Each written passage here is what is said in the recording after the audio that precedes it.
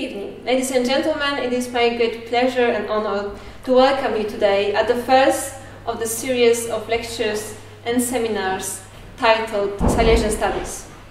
Our subject for this academic year is Ethnicity, Languages and Census in Upper Silesia. Our first guest is Lukáš Vomlela, our friend from the Silesian University in Opava, with the lecture titled Development of Silesian Identity in Czech Republic. So, without further ado, I give the floor to Lukáš. Thank you very much. I would like to thank to the organizers. It's very nice to be in Katowice, and my special thanks are given to Anya, who invited me, and I'm glad to be here. And I would like to introduce you some things, some factors, some I think interesting points about Silesian identity in the Czech Republic. But before I start, I have to say that I was always jealous to my Polish colleagues or colleagues from Poland, because here in Poland it's very interesting. You have several, let's say, political associations, you have political parties which are promoting Upper Silesian identity, and that's something what's lacking in the Czech Republic, and our Silesian identity is somehow definitely weaker than it's in Poland. And I would like to answer several questions why, actually. First of all, I just found a concept by Tadeusz Sivek or Tadeusz Sivek, depending who is working with those texts, because Professor Tadeusz Sivek, he is working at Ostrava University. He's political geographer, but I know that he's well known in Poland also. And actually he was writing several studies about Silesia in the Czech Republic, and as well as he's dealing with Silesian identity, and he actually introduced several points why he thinks so that there are some advantages but also disadvantages why Silesian identity or any other regional identity is developing more successfully or less successfully. And he actually named four very interesting points. First is a strong connection with the local rural population with agricultural land. And this is very specific because Silesia is a quite huge territory. If you can see all the historical borders, I thought that maybe to start with the perspective of nowadays Czech part of Silesia is maybe not the best idea, because Silesia, as you know, it's much more bigger. And of course, different parts developed quite differently, and all of those factors I'm going to mention had or played different roles in different parts of Silesia. But even if Czech Republic has a small, definitely a very small part of Silesia, I cannot really say that it's unique land which is connected with similar traditions, similar history, etc. Because all of those factors played a different role, and I will try to do my best to explain you as much as I can, of course. So that's the first factor, strong connection with local rural population with agricultural land. Then the stability of administrative structure, this institutionalization of the region, because institutionalized regions have advantages. And I have to say that in Czechoslovakia, Czech Republic, there were several changes. And of course, they were not in favor of regional identity of Silesians or Silesia.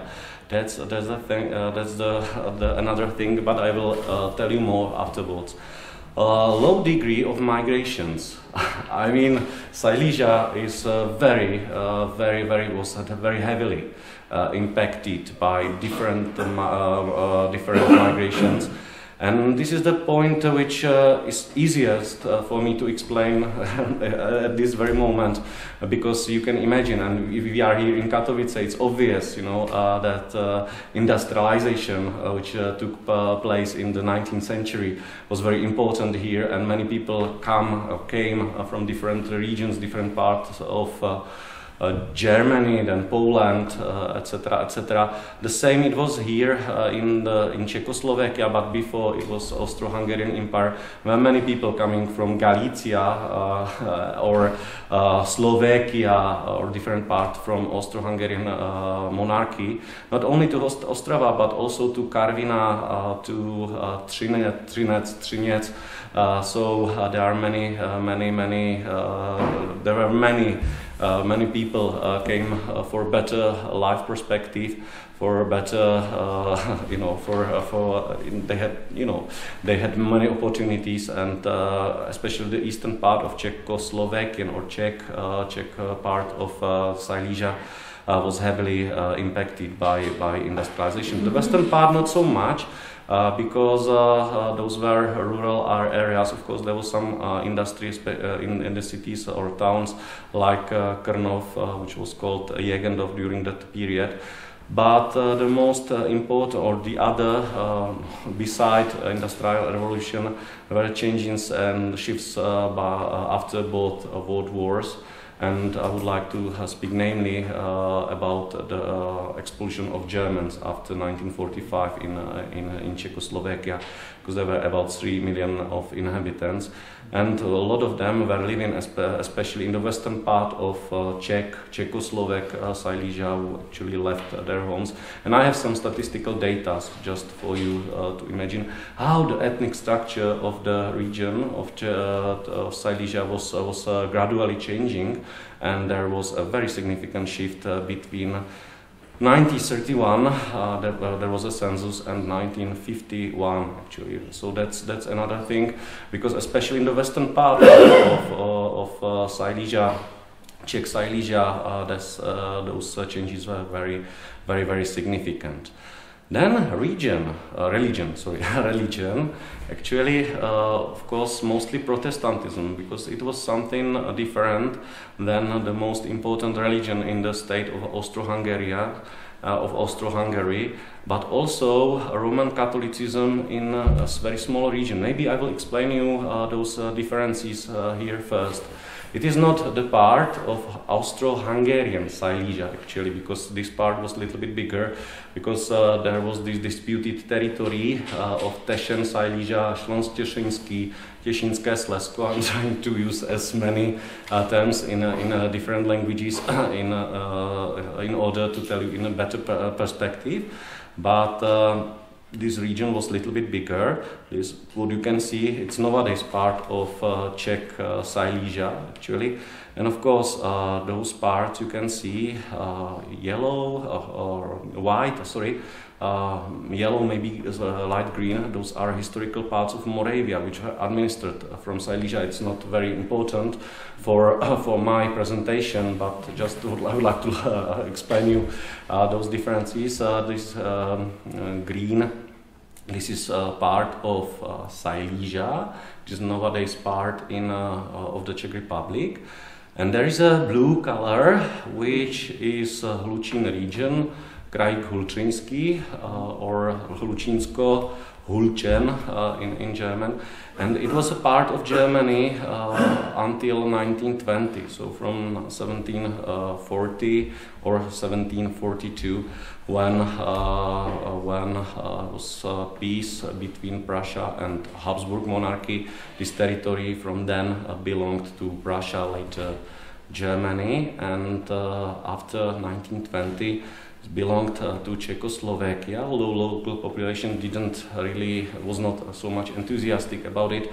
They spoke very similar language to Czech, of course, but they have a lot of German habits actually, and they felt that they are speaking Slavonic language, but they have a lot of things common with Germany, and their identity was very different, and it exists till now. And what's important in terms of religion, because Prussia was predominantly Protestant, and those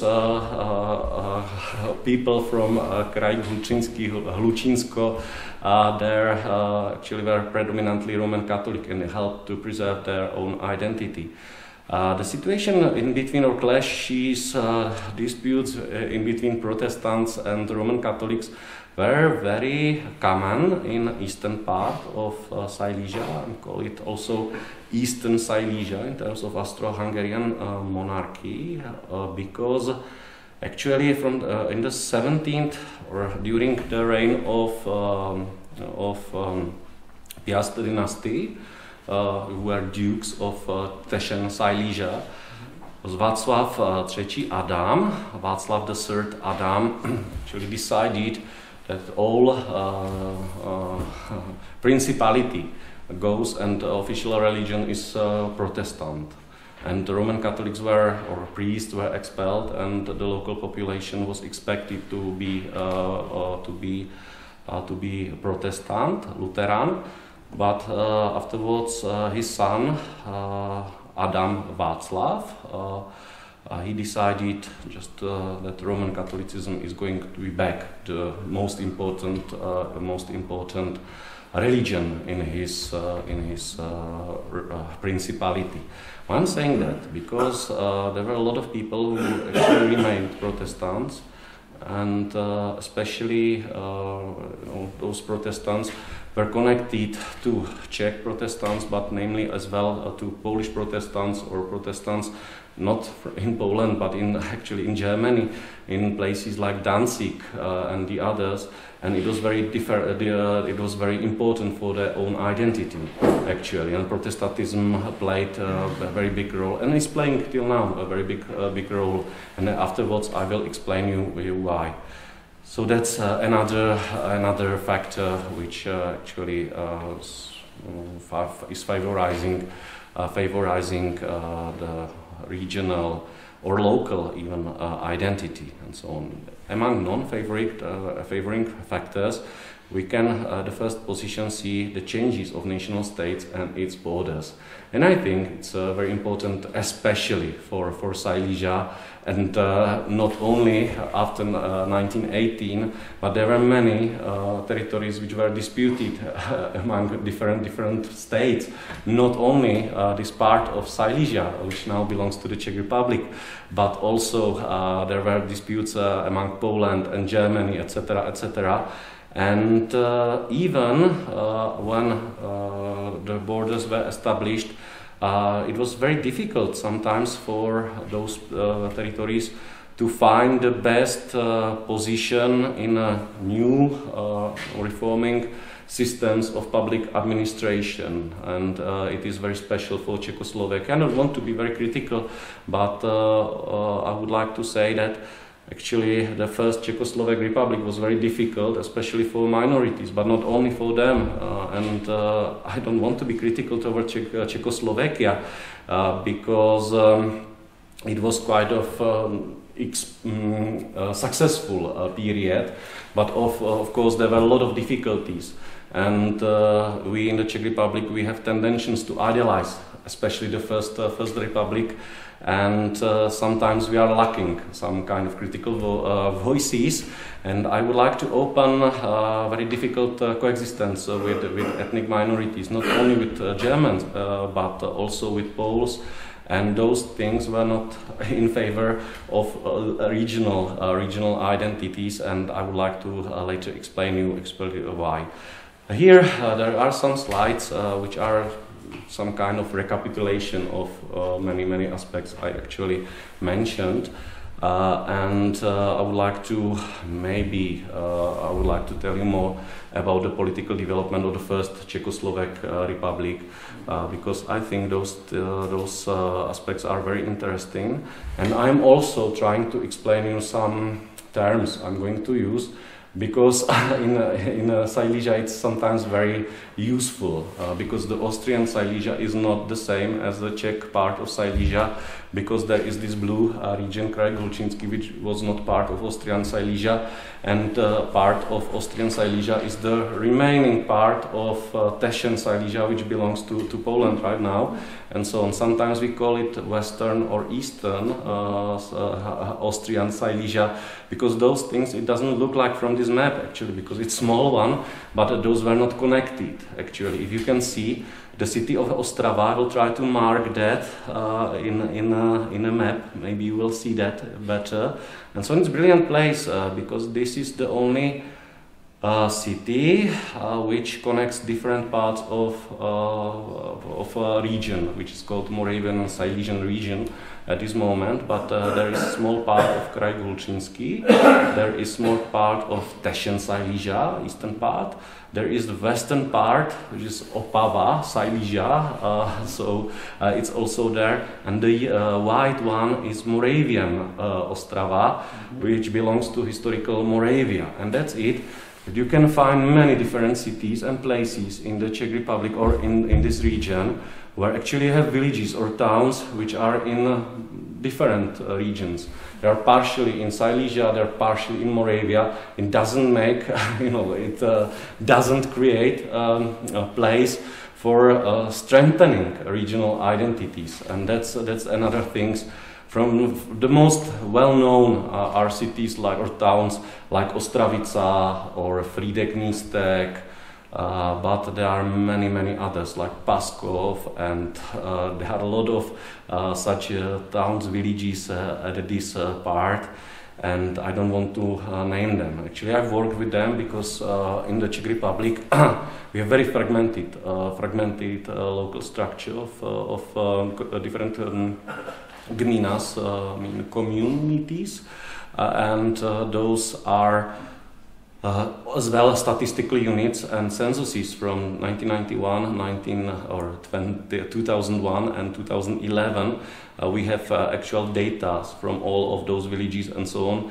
And for me, as a researcher, I had to decide whether Ostravica is going to be, because I don't have smaller units and so on, I had to decide if I'm going to switch them or to put them, list them among proper Czech, Silesian villages, towns, etc., etc. But I will explain it later.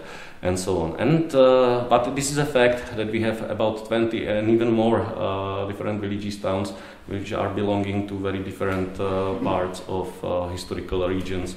And of course, it's sometimes very difficult, but the data can be and are very interesting and so on. So Czechoslovakia, when it was established, there were some, of course, problems, especially with Czech and Silesia, but I guess that you know about it since we are in Katowice. I don't want to skip it, but maybe I will keep it for discussion because it's very important.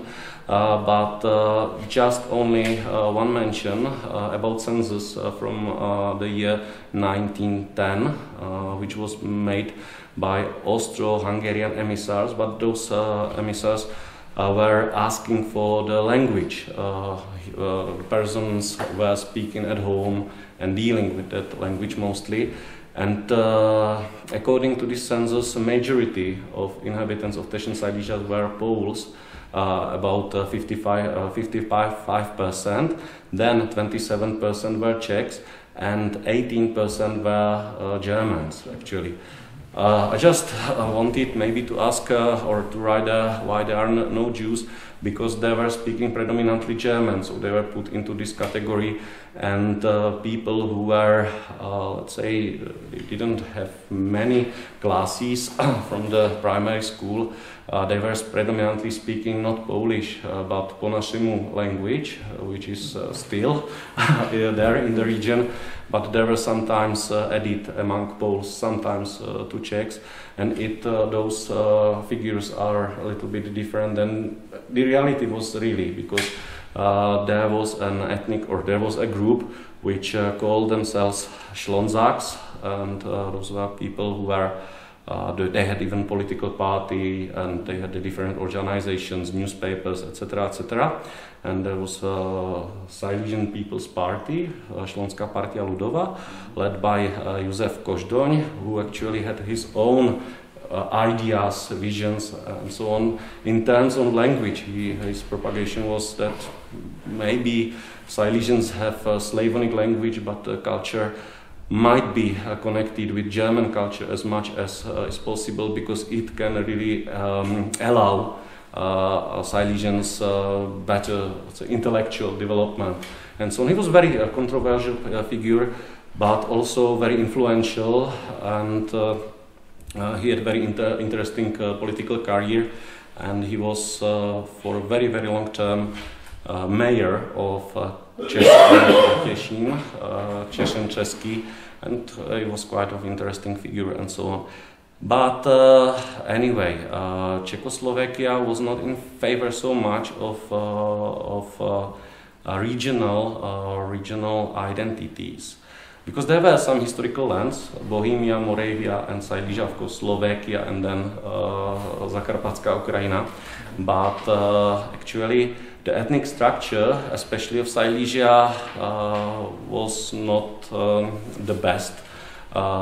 Czechoslovakia was really willing to accept, because Czechs were in minority over there, and that's why new law was adopted, and actually in 1928 there was established new historical land where Moravia and Silesia was connected, and this was Moravian Silesian land, Země Moravskoslezská, which was, they had a capital in Brno, and the co-capital or some offices were not in Opava, because Opava was the capital of Austrian Silesia after Prussia took the majority, the most part of Silesia, but Opava was traditionally capital of Austrian Silesia, and then Czech Silesia, and from this moment there were some offices in Ostrava, but not in Opava anymore. But it was quite first step which was not in favor of regional identity in Silesia. And there were other administrative reforms which were very, let's say, painful. And according even Czech historians, they had even such unfriendly character for Silesian identity itself. After the Second World War, especially after 1948, when Communist Party took power, actually there was a new reform which abolished historical lands, and new regional structure was introduced. And afterwards, in 1960, there was another reform which actually decreased the number of historical regions to 8, was capital of Prague. But we are interested in this green region. Of course, unfortunately, I just found the map where there are some abbreviations. SM means Severomoravský kraj, North Moravian region, which actually means that no Silesia was in the name. And from this period, we can observe that many people are using North Moravia as a name for whole region, and you can meet very oftenly and frequently with that in newspapers, journals, whenever, and so on. And nowadays, not many or some people are not distinguishing those borders, because they are not obvious. Sometimes you can see them and those symbols actually, because those are the historical symbols or symbols of historical lands. So Czech lion is in the center, then is Moravian eagle, and there is a Silesian eagle, and so on. Maybe if I will be able to enlarge that, this is the part of Těšín Silesia, that's flag which is very similar to Polish one, but there is an eagle which is used in many cities, as well as in Český Těšín, but also in Těšín, a very, very similar eagle, and so on. But if we are going back actually to this map, I just wanted to put it once again in different place in order not to forget. I would like to tell you more about the regions after 1989, because when Velvet Revolution happened, and when actually new political parties were in charge, Občanské forum, Civic Forum, and Publicity Against Violence, veřejnost proti násiliu in Slovakia, they decided to abolish the communist regional structure and to maybe come with something new and so on. But those regions were abolished, and they were replaced, and discussion never started until 1996, 1997, when new law was adopted. And actually it was quite interesting, because from the beginning, after first 3 elections, after the fall of communism, then there was a political party called Movement for Self-Managing Democracy, Society for Moravia and Silesia. It was quite interesting political parties, Hnutí za samosprávnou demokracii, Společnost pro Moravu a Slezsko. It's quite interesting party which promoted the tradition, history of Moravia, but also Silesia. And they wanted a higher level of decentralization of Czechoslovakia, and it was very interesting. But this party was, there were many fractions in this political party, so you could have even seen several but not significant members who were really nationalists, and they were willing even more than decentralization. But this political party had very difficult situation, especially they gained significant support in the first elections, 1990, where they were able to enter even the federal parliament. But afterwards, their leader, Boleslav Barta, was in trouble because there was some documentation he probably cooperated with Czechoslovakian communist secret police, and it was a big problem for the party, but also for his leadership. And his party afterwards split it among several smaller parties and so on, and they were rather unsuccessful after 1996. But it was the only party which was really, that they had a political goal to do some kind of decentralization, to save the historical borders of the regions and so on, but not other political parties.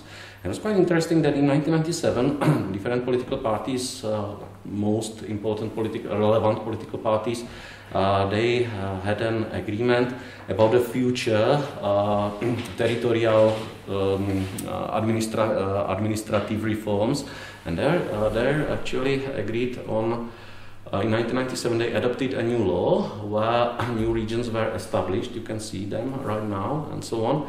But what's very interesting that there was a division, strong division, and the law was quite specific, which parts belong to which region and so on. But there actually was agreement that in 2000 there might be elections to regional assemblies. But no law was adopted, and that they are going to be established, those regions and so on, but there was no political agreement about their competencies and so on. So very important was if Karlovarský kraj, this one, is going to be established or not, then what Karlovarský kraj, for example, should do for citizens and so on. So it was quite interesting, and imagine that what happened 1st January 2000 in terms of regional structure, nothing, because there was no electoral law, and there was no clear imagination what the regional competencies are. There were new laws adopted and so on, and it is quite interesting. But what does it mean for Silesia? Actually, Silesia was not part of one region, actually. What you can see, maybe those borders are not so evident, but I will show you that them over here. So this region, yeah, and what's important, that the region, first names of all of those regions were connected with the capital of the region. So this was Ostrava region, Ostravský kraj, but regional assemblies had power to change their name, and our region, I am living here, so this region used it, and they changed name for Moravsko-Slezský kraj, Moravian and Silesian region, and so on. But but I know that it was also here quite interesting political development about the name of your voivodeship and so on. But Silesia, what I would like to say, Silesia was split in between Olomoucký kraj and in between Moravskoslezský kraj.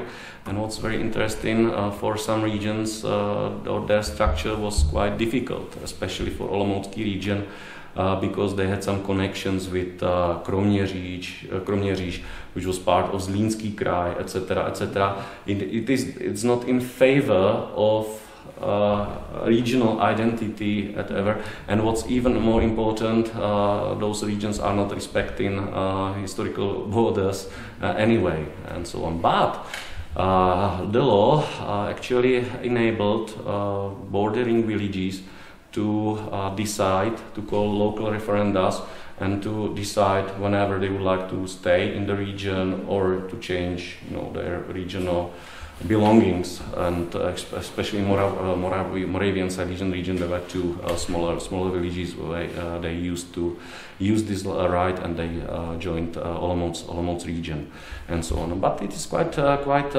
quite interesting and so on. And I should maybe project some data I nearly forget, but I will do it at the end, maybe for the discussion, because I think it's quite interesting and so on.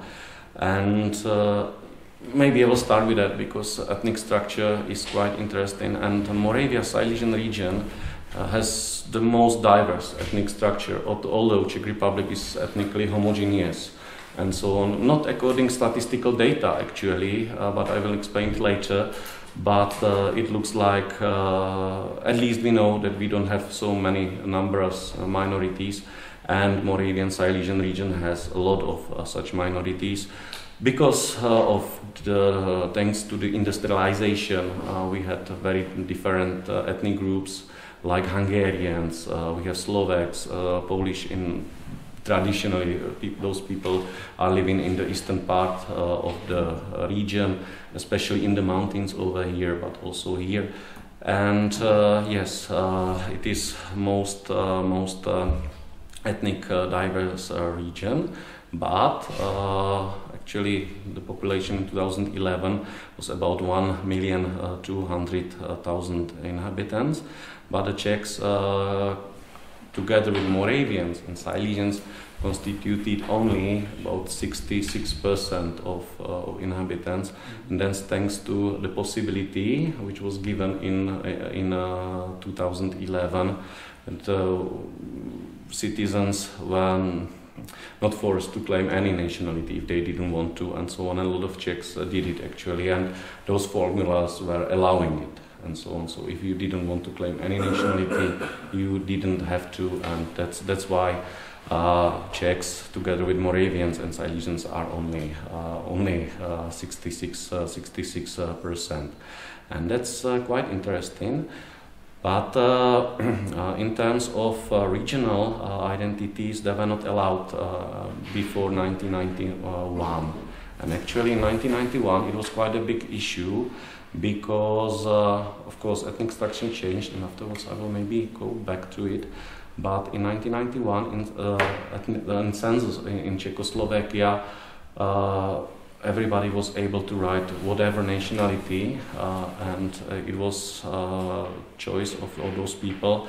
But there were some nationalities which were prepared, which were printed over there, and you could just do a cross and so on. But in terms of Moravian or Silesian nationality, there was not such an option, and there was a campaign of this HSD SMS party. I told you before, there was such a campaign in order for people to do it and so on, and a lot of them did it. Especially Moravian identity was quite strong in southern Moravia, especially not in the northern Moravia and in Silesia.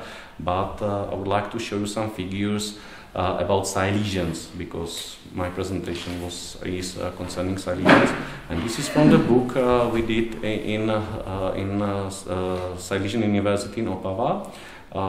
We published it one year ago, and we were mapping different nationalities, and we also did Silesians. and those are figures from 1991. It's the most successful year actually, but those people were, or the strongest identity was actually in Opava, where they constituted about 11% of inhabitants. And actually I was able to distinguish in between Kraj Hlučínský and the rest of that region of district, Opava district, and as a statistical unit basically. So this is this part, and the values are numbers of values are twice higher than the south of the region, more or less during all of those periods, and so on. So the identity is quite strong. Unfortunately, it was not so strong over here in district of Karviná I come from originally, or this district, but it was changing during next year, which is quite interesting. Although there are two very strong identities, Czech one and Polish one, it was quite important for local inhabitants due to this conflict, etc., etc. We can discuss it if you are interested, and so on. But in 2001, the situation have been changed for Silesians actually. Maybe this is quite different map, but it looks like that those graphs are showing all nations, but they are showing only minorities actually. The Czechs are here in the, you know, in that color of the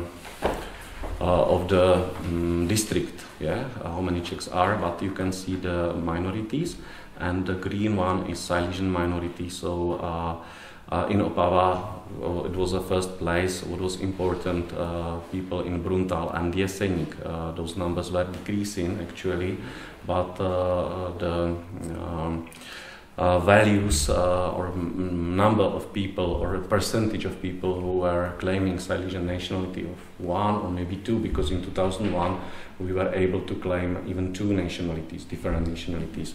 So it was possible, and many people used that. They were using actually mostly Silesians were using mostly 2 nationalities. And quite common was to claim Silesian together with Moravian nationality, which was quite surprising, and it was really very similar in 2011. And what's very interesting in this nationality or this category, let's say, it was quite a huge number of people who claimed that they are religious, and so they are believer or Roman Catholic or Protestant. They were predominantly Roman Catholics, but it was about 50%. I don't remember the exact number. I know it's in presentation, but it is the second strongest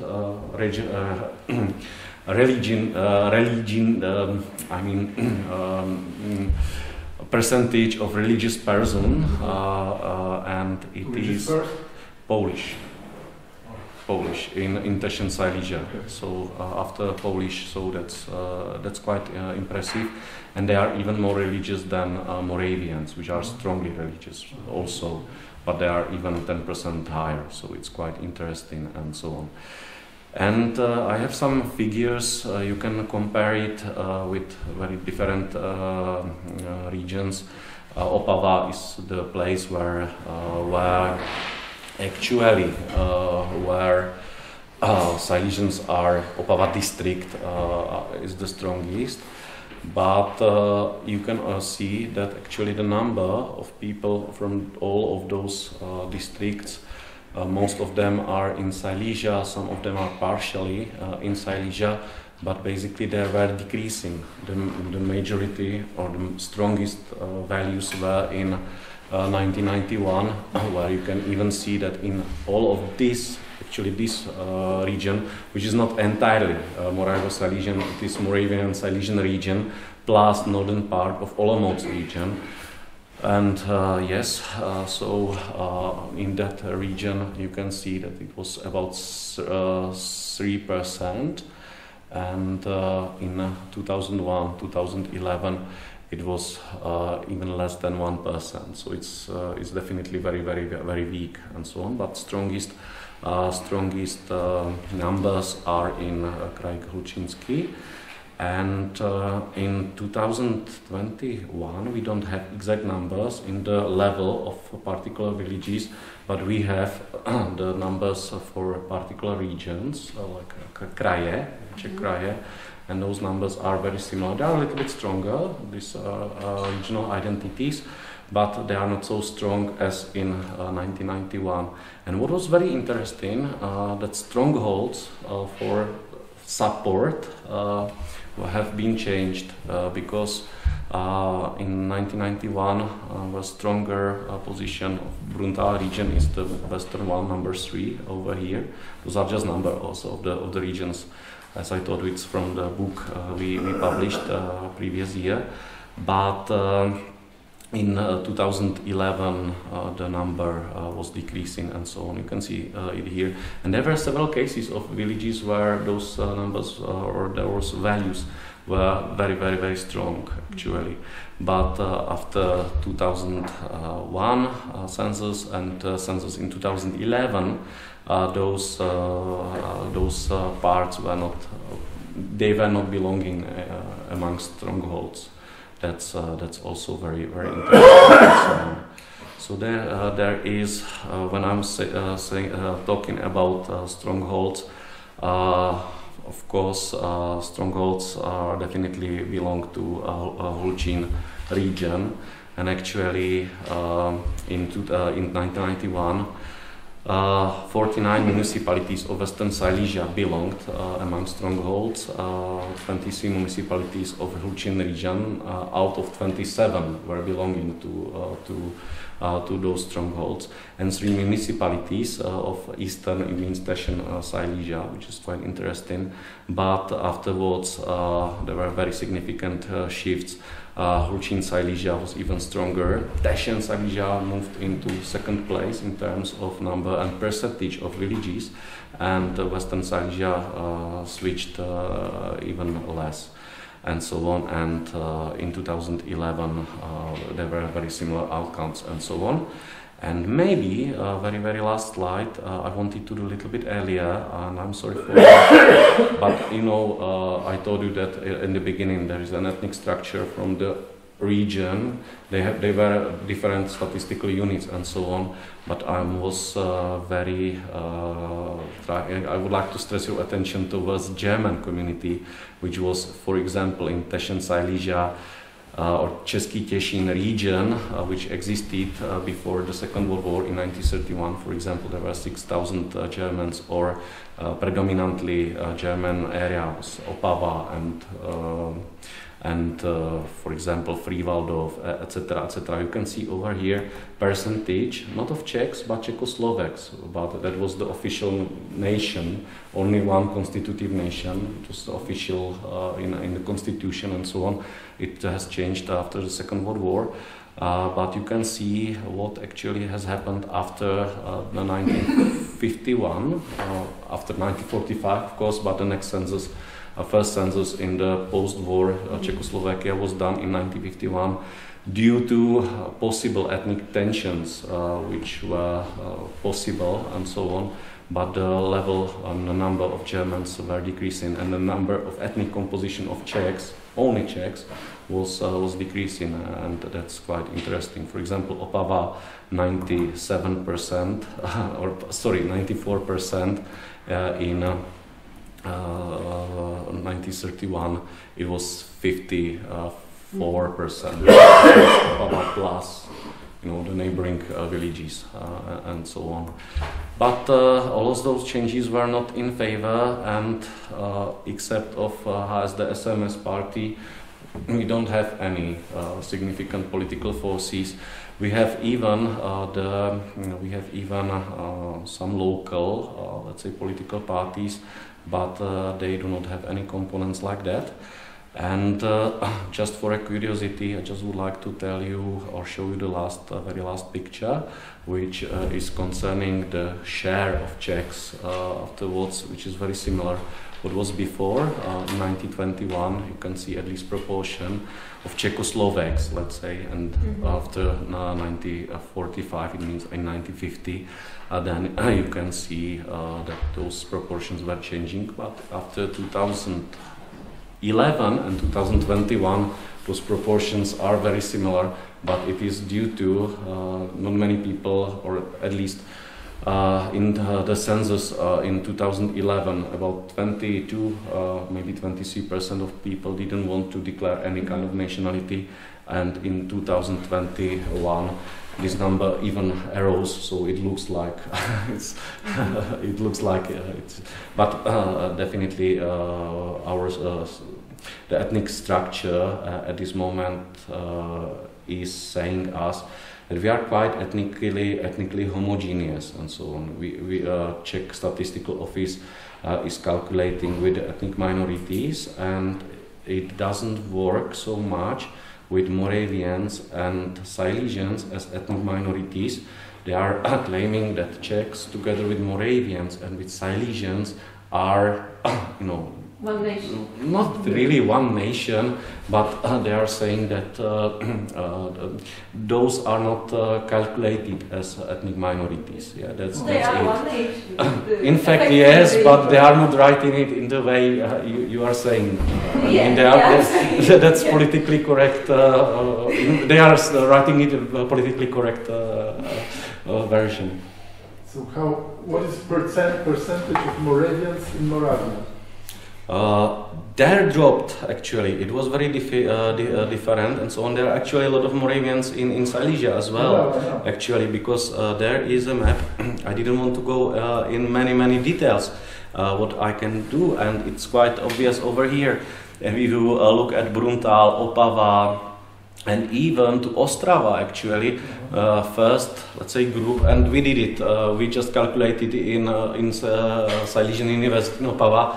And it would be the strongest group beyond the Czech, which is different and so on. So yes, and they are even in Silesia, they are even stronger than Moravians and so on, because of those shifts, migration shifts, and because of weak perception of historical borders, etc., etc. I remember that during the census in 2011, it was about 400,000 people. I'm not sure exactly, but I can find it for you. But yes, they are definitely bigger group, and they are strongest, especially in the southern Moravia, not in the northern Moravia and so on. But northern Moravia has changed a lot due to many different factors. I told you before. Yes. Okay, so Lukáš, you are ready with the introductory lecture? Yes. I would like to take a few breaths. Thank you for your attention, and I'm ready for discussion. So now, if any one of you have any questions, I think it will be the time to ask them. Two questions. First, detailed. What are relations between Poles and Silesians in Czech Republic at all, and especially in the area? Okay. I'm not a Pole, so I cannot really tell you my own experience. But yes, I understand. I was observing that actually before all last censuses. Those censuses are very crucial for Polish minority in Czech Silesia. I come from Czech Silesia, so I can imagine that it's very important. Each year the number of ethnic Poles is decreasing and so on, and they are trying to fight against it. And actually, they would like 30,000 this year, as far as I know. Yeah, it's less than, even less than this. But each year it's nearly decreasing about 10,000, and that's very important. But I think they are in a very special position because this is the most well-organized ethnic minority in the Czech Republic, and so they have even schools, not only primary, but they have even secondary schools, and they are privileged ethnic minority because, of course, we have very liberal law concerning ethnic minorities, but they can profit from the fact that they are concentrated in one territory, and that's why they are able to have their own school system, educational system. They can enjoy a lot of privileges in cultural life and so on. And I think that Polish minority is aware of any dangers which could be, for them in the future years. And this decrease of ethnic percentage of Poles is dangerous for them. That's the first thing. And especially ethnically mixed marriages can be dangerous because they were never sure how it would be calculated. In the case if, for example, somebody is claiming, okay, I'm Polish as well as Czech, they are just declaring two different nationalities, but one of them is Czech. Are they going to be calculated as, as Czechs or Polish? How it would be? I think, especially in 2011, Czech state was not perfectly clear about this, and so on. And there were those campaigns, Postav na Polskość, was very important, and so on. There is something that's very special about us. I would say us because I feel I'm a part of it because I was born in the Alger region. And my mother speaks po nashimu. I'm not a native speaker, really a good speaker, but I understand it. And so I would say because I'm not linguist. Please tell me if I'm wrong. But as far as I remember, there are 23 different dialects of Silesian and so on, and two of them they are in the Czech Republic, and that's it. And I would say yes, it is very close, but I cannot say that I understand Katowice version of Silesian language because I'm from Czech part. But yes, they are perceived as being very close to each other. And so on. But what I would like to say that we, let's say Czechs, sometimes we speak it, or at least we understand it, we accept it as a part of our cultural heritage, as well as Poles do, actually. And we have something common and so on, but we are Poles and they are not. And I mean, it is quite interesting question for me because I think there is a lot of things we have in common and so on, and we are sharing the same region, historical region, and so on, but we have different perspectives. And I would like to tell you that I think Polish nationals in Czech Silesia, they are aware of danger which would be for them to lose their status, which is quite good in the Czech Republic at this moment. But imagine if they would declare that they are Silesians at this very moment and so on. So Silesians are not recognized as minorities and they would lose their status. And I understand it. Because this pragmatic point of view is very crucial, and they could develop and they have their own school system and those institutions, they are important for them. Although they are speaking at home Silesian language, but they are learning proper Polish, and for them it's quite important connection. And I understand the pragmatism of many Polish organizations, not only Kongres Polaków, PZK and the others. So that would be my answer. Of course, I started my answer to tell you that I'm not insider, I'm not Pole and so on. It's my perception, and that's the way I understand it. Okay. Thank you. I would like to add something to that about relations between Polish minority and Silesian. For example, very interesting was the last campaign before the last census, which the campaign of Polish organizations was based on po naszymu dialect. So there was a campaign named Mówię po naszymu, pisuje Polska. So if you speak, and this Polish activists, they all the time they say po naszymu is Polish dialect. So if you speak po naszymu, so you are Polish, Polish. So you should declare declared Polish ethnicity. Okay. So it's kind of, and one more detail maybe. I do not know if you have read Na niebo w stupieniu Lojsy Lapaczka z Morawskiej Ostrawy. I didn't. It is so Ota Filip wrote something. It's not really good book, but it's very interesting because it is about 60 or 70 years of Ostrava history of Poles, Germans, Czechs, and no Silesians at all. So I wonder if the issue of Silesia was actual, let's say 50, 70 years ago, or it is just new, if it appeared yet. It is, sorry, I don't know the book. The book is about the history of Ostrava, and it is about kind of fights and kind of cooperation between Czechs, Germans, Jews, and Poles.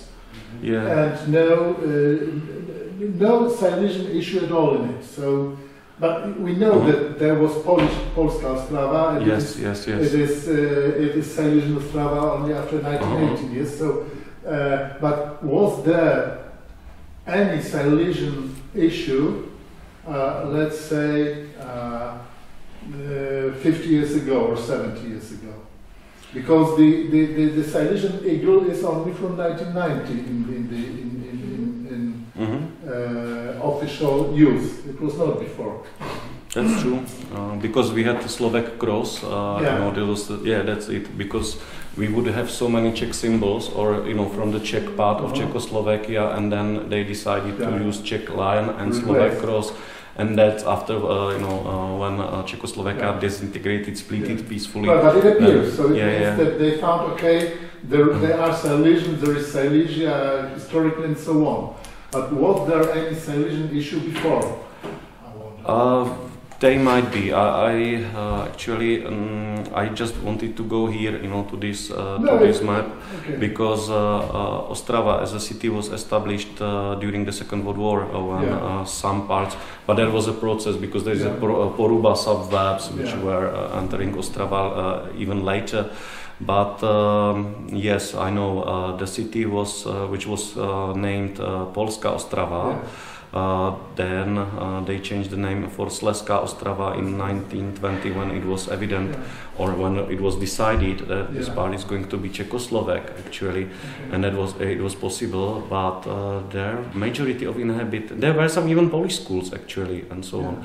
That's true, but I would say that the majority was Czech speaking actually in Silesian Ostrava, and that's it, because. If you are referring to po našemu, or we would like to refer in po našemu, that's why I need to use a map, and I would say that there was some kind of... Po našemu is based on this traditional Silesian dialect, but it's so mixed with literally Czech language, so now it's a kind of Creole language. Well, so it is kind of what was happening during uprisings 100 years ago, because uprisers were talking, we are not Silesian, my są Poloki. And they were fighting, my są Poloki. There was no the Silesian issue that time. We know that before the First War and during the interwar period, we have Silesian People's Party in Czech. It's okay, but if during the interwar period or before the First War, the Great War, how far this Silesian movement of that time had the popular vote or popular appraisal? How far geographically to the west it was popular? They were predominantly popular over here at the Teschen Silesia, as far as I know. But in their political programs, they were calculating with the connections with the Austrian parts of Silesia, which was predominantly inhabited by Germans and so on. But since they have seen, Koždoň have seen that there is no support for independence for Austrian part of Silesia, then they were hesitating in between, belonging to Poland or Czechoslovakia. but they had tragical relations with Poles because Koždoň was arrested and afterwards he was released and so on, and Polish side was not able to communicate with Ślązaks, and they didn't understand them very much. But still, there were a lot of people in that political party which had strong pro-Polish feelings actually, and that was quite interesting. In fact, it meant, and that's why there was no plebiscite in Czech Silesia, which was meant to be actually, because both sides were very uncertain about the results, possible results, because according to Austrian census, then it shall be Polish, but there was those Ślązaks and so on, but no one knew how strong this feeling is, what really everybody knew what Koždoň thinks and so on, but what about the other party members? That's quite an interesting question, and we don't know it because there was no plebiscite. That's the first thing, and so on. In this different part, the western part, was predominantly German. There were of course some Czechs, and there was not a chance. And afterwards, Koždoň chose Czechoslovakian side because he felt that it's going to be easier in ethnic mixed state, because it was much more convenient for him, and that's quite interesting. I was just really thinking about the question about the Silesian issue in Ostrava, because I'm living in Ostrava for 11 years. I'm not originally from Ostrava, but I tried to read as much as about the history I could. But to be honest, I even know that it was the seat or official headquarters of the Silesian People's Party, but in Moravská Ostrava for several even weeks. And he was really calculating with Moravská Ostrava as a place which would connect those two parts of, because they were not connected actually, because the blue one, it was Germany, so it was not really connected and so on, and Moravská Ostrava was looking quite crucial for him. But when new borders were created, he was operating from Český Těšín. But what's very interesting is that the majority of his supporters stayed actually in Bielsko-Biała, in Bielsko, because he was originally from Bielsko, and he had good connections with German speakers in this part. And it's quite curious because there was a political party which was successful in this part, and so on. He was able to build brand new city from the suburbs of Teschen. That's quite interesting.